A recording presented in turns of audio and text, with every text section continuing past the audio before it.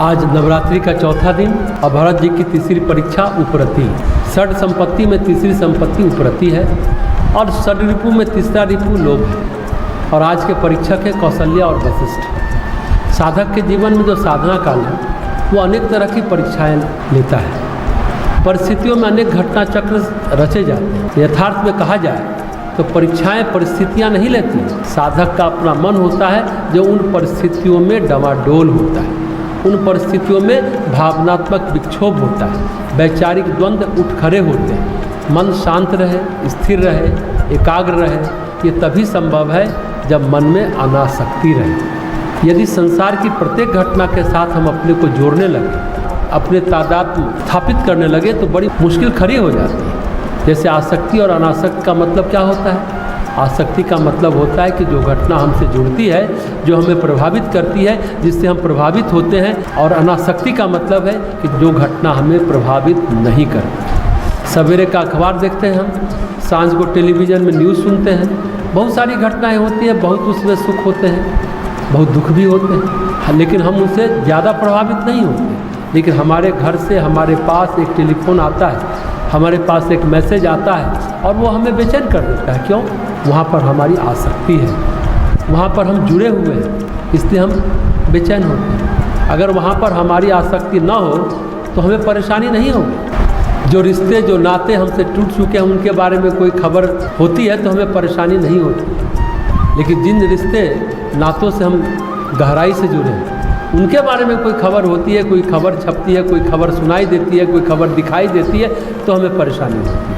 हमें हर्ष या शोक होता है, हमें सुख या दुख होता है। उपरति का मतलब होता है उपरामता, उपरति का मतलब होता है ऊपर उठ जाना। रति शब्द कई अर्थों में आया, कई जगह उसका उपयोग किया गया है। रति माने लगाव, रति माने लय, प्रेम। पुराणों में कामदेव की पत्नी का नाम भी रति है। फिर कई शब्दों में रति शब्द जुड़ा हुआ है, जैसे सुरति। अच्छे से जब हमारा मन स्मरण में लीन हो जाता है तो संतों ने इस शब्द का प्रयोग किया है, सुरति।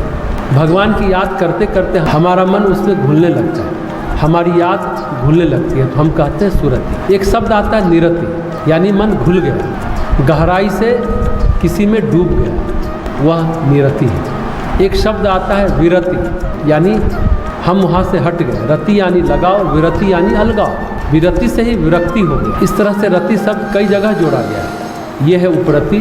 जो रति थी हमारे जीवन में, जो लगाव था हमारे जीवन में, उससे हम ऊपर उठ गए। एक शब्द है उपराम। वहाँ की घटनाएं हमें दिखाई देती है, सुनाई देती है, लेकिन हमें प्रभावित नहीं करती। जैसे कि हम ऊपर की मंजिल में रहते हैं, नीचे की मंजिल में कुछ हो रहा है और हम बहुत ज़्यादा प्रभावित नहीं हैं उनसे, और हम छत पर चले जाएं तो और भी प्रभावित नहीं है।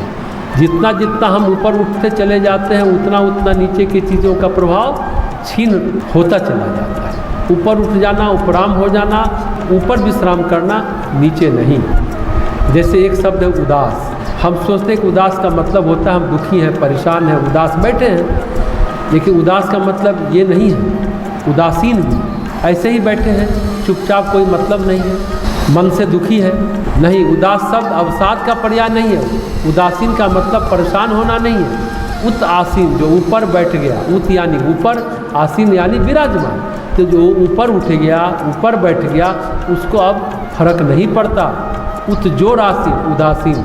हम अभी धंसे हुए हैं संसार और सांसारिकता के कीचड़ और दलदल में। हमारा लगाव छोटी छोटी बातों से लेकर के बड़ी बड़ी बातों तक शब्द है। कोई हमारे बारे में क्या सोचता है, क्या कहता है, इसके लिए हम बड़े परेशान रहते हैं। अपनी इमेज चमकाने के लिए हम बहुत ज़्यादा जतन करते हैं। इमेज बनी या बिगड़ी, इससे कुछ ज़्यादा फर्क नहीं पड़ता। हमारे काम क्या है, इससे फर्क पड़ता है। लेकिन संसार उल्टा चलता है। काम हो या न हो, इमेज बरकरार रहनी चाहिए। काम हम करें और ना करें तो भी इमेज बरकरार रहनी चाहिए। यहाँ शब्द है उपरति।